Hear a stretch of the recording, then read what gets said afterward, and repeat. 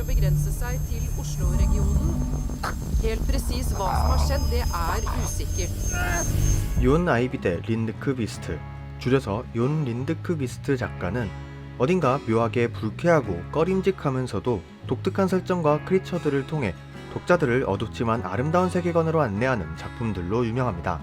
그렇기에 쉽사리 형용하기 어렵지만 여운이 깊고 진한 원작의 매력들은 텍스트에서 영상화가 진행, 영화로 재탄생하였고, 이 작품들은 국내 평론가들과 관객들에게도 적지 않은 찬사를 받았는데요. 인간과 트롤이라는 경계에 불완전하게 걸쳐있는 티나의 심리적인 갈등과 사랑을 그린 영화 경계선부터 시작해 외톨이 소년 오스칼과 비밀스러운 분위기를 간직한 뱀파이어 소녀 엘리의 슬프고도 아름다운 사랑을 그린 영화 렛미인, 이 두 작품들은 국내에서 그렇게 많은 관객이 들었던 작품들은 아니었지만 독특한 세계관과 이를 구성하는 소외받는 이들, 그리고 그들이 우리와 다르지 않은 감정과 고민으로 사랑을 쌓아올리는 서사는 충분히 충격적이면서도 아름답다는 감상평을 이끌어냈습니다. 조금 특별한 존재들의 평범한 이야기, 트롤이라는 정체성 혼란과 사랑, 인간과 뱀파이어의 본성, 그리고 사랑. 결국에 사랑이라는 키워드로 귀결되는 린드크비스트의 작품들의 결은 분명 현대사회와 함께 호흡하는 부분이 있습니다. 인종, 계급, 성별, 나이에 따른 갈등과 양극화는 되려 심화되고 기득권층에 보이지 않는 억압과 폭력은 여전히 실존하고 있으니까요. 그렇게 린드크비스트가 원작에서 그려낸 크리처들은 오늘날 소외된 사람들을 대변해주고 있습니다. 그리고 장편 영화로는 세 번째로 영화화가 진행된 언데드 다루는 법에선 제목 그대로 언데드, 즉 죽지 않은 사람들과 그 주변 사람들에 대해서 다루고 있는데요.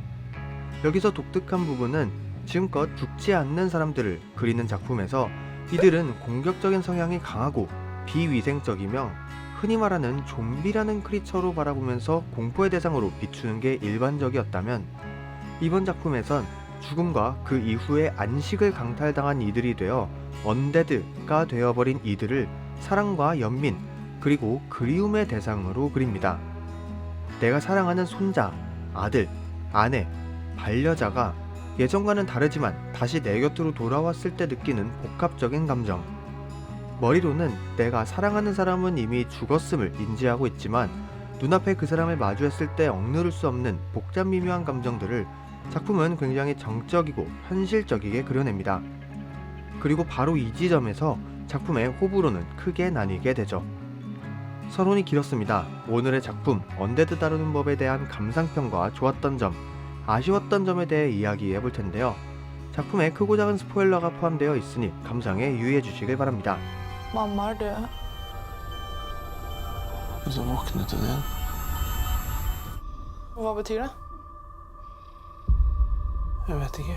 저는 개인적으로 린드크비스트 작가는 크리처만큼이나 계절이 주는 분위기 역시 잘 표현하는 사람이라고 생각합니다. 경계선은 늦가을에서 겨울 초입에 쌀쌀하면서도 조금 축축한 느낌을, 그리고 렛미인은 겨울이 주는 춥고도 따뜻한 감정을 많이 드러내고 이는 영화에서도 잘 반영되었죠. 그리고 이번 언데드 다루는 법 또한 그 특성이 많이 드러납니다. 원작에서의 주요 배경은 스톡홀름, 영화에선 여름날의 오슬로로 그려지는데요. 작품은 이 무더운 여름날 세 가족에게 일어난 일을 보여줍니다. 사랑하는 아들 엘리아스를 잃고 상실감 속에서 어떤 의욕 없이 살아가는 안나와 그녀의 아버지 말러 가족, 갑작스러운 교통사고로 아내 에바를 잃은 데이빗과 그의 가족들, 동성 반려자의 장례식을 방금 막 끝낸 노부인 토라. 이들은 각자 아들, 아내, 반려자라는 가장 가까운 누군가를 떠나보냈고 그 슬픔이 채 가시기도 전에 떠나보낸 이들의 가족은 다시 집으로 돌아오게 됩니다. 그리고 이는 큰 혼란을 낳게 되죠. 작품 속에서 죽음을 넘어 다시 살아 돌아온 이들은 여타 좀비들과는 다르게 미세하게나마 감정을 느끼는 듯 보입니다. 누군가 해하려 하지 않는다면 먼저 공격성을 드러내지도 않고 특히 사람을 잡아먹으려 하기보단 되려 겁이 많고 조용한 모습으로 그려지죠. 이런 요소들은 내 가족이 분명 자연의 섭리를 거스른 비정상적인 존재라는 것을 인지했음에도 쉽사리 그 인연을 놓지 못하게 만들고 다시 그들을 잃을 수 없다는 더 큰 집착으로 자연스레 이어지게 만듭니다. 제가 여기에서 특히 인상 깊었던 부분은 죽음을 맞이하게 된 서사를 굳이 쌓아 올리지 않고 작품이 시작된 시점, 이미 죽어 있거나 혹은 아무런 전조 없이 죽음을 맞이한다는 부분이었습니다.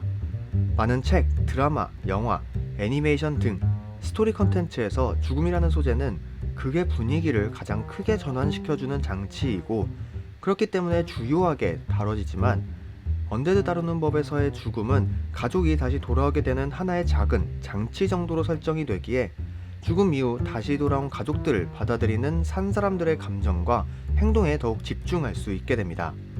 그리고 이는 자연스레 관객들에게 지나친 감정 과잉을 사전에 막고 조금 더 객관적인 상황에서 관객들 스스로 자신을 가족들의 위치에 투영시킬 수 있게 만들죠.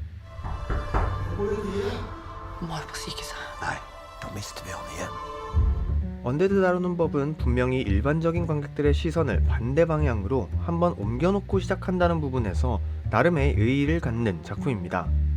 이미 죽음으로 한번 이별했던 사랑하는 누군가가 내 옆으로 돌아온다면 과연 나는 이 섭리를 거스른 상대를 오로지 기쁜 마음으로 마주할 수 있을까? 이 질문은 가족이라는 관계가 얽혀 있어 이성적으로도 감정적으로도 쉽사리 답하기 어렵죠. 그리고 이런 고민과 갈등은 관객들에게 깊은 질문을 던지기 충분한 소재인데요. 하지만 아쉽게도 영화로 만난 언데드 다루는 법은 성공적으로 그 톤과 분위기를 조성하면서도 충분히 매력적인 이야기와 캐릭터로 거듭나지 못합니다. 한번 잃었던 엘리아스를 다시 잃지 않으려는 안나와 다시 삶의 목표와 의욕이 생긴 안나의 지금을 지켜주려는 그녀의 아버지 말런은 이 관계성만으로 다양한 감정과 갈등, 가족애를 만들 수 있었지만 작품은 짧은 시간 안에 세 가족의 이야기를 구성하려다 보니 그 감정과 이야기의 얼개가 조금씩 헐겁다는 인상을 심어줍니다. 가뜩이나 국내 수입되는 스웨덴, 노르웨이의 영화들이 커다란 기승전결이 있다기보단 잔잔하게 흘러가는 드라마적인 요소들이 많은 와중에 이번 작품은 잔잔한 분위기와 얌전한 언데드라는 조화가 좋게 표현해선 독특하고 나쁘게 표현해선 다소 정적이고 지루하다고 표현될 여지가 많았는데요. 어림잡아 300페이지 정도 할애되어 있는 세 가족의 이야기를 90분으로 더욱 응축하다 보니 감정선을 성실히 쌓아 올리지는 못하고 심지어 세 방향으로 갈라지는 다른 가족들의 이야기가 얽혀지지는 않으면서도 동시에 전개되다 보니 흐름은 끊기면서 몰입도는 떨어지는데 정적인 분위기까지 겹쳐 독특한 소재를 살리기는커녕 지루한 느낌이 부각되어 버립니다. 결국 언데드 다루는 법은 언데드를 다루지 않고 그렇다고 관객들의 관심을 이끌어내지도 않는 조금은 애매모호한 포지션에 자리매김하는 것이죠. Jag älskar dig, vare sig du vill eller inte. 작품 언데드 다루는 법은 독특한 소재만큼이나 근래에 관심이 갔던 두 배우 레나테 레인스배와 앤더슨 다니엘슨 리 조합이 사랑할 땐 누구나 최악이 된다 이후 다시 만난다고 해서 기대가 되었던 작품인데 저처럼 이걸 기대했던 팬들이라면 다소 아쉬움이 남을 작품이라고 생각합니다.